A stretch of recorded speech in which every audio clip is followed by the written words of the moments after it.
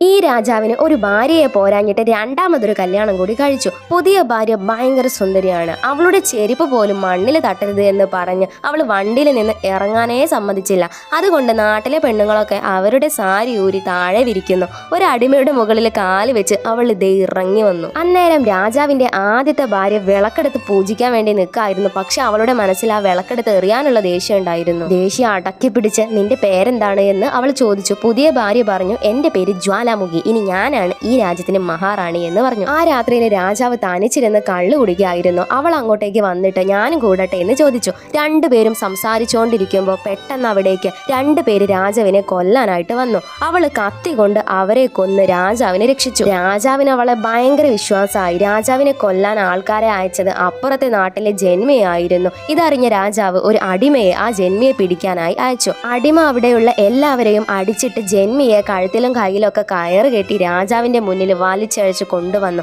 രാജാവ് അവനെ നോക്കി ചിരിച്ചു. എല്ലാവരും അവനെ ചെരുപ്പ് കൊണ്ട് അടിച്ചു കൊല്ലാനായി ഉത്തരവിട്ടു.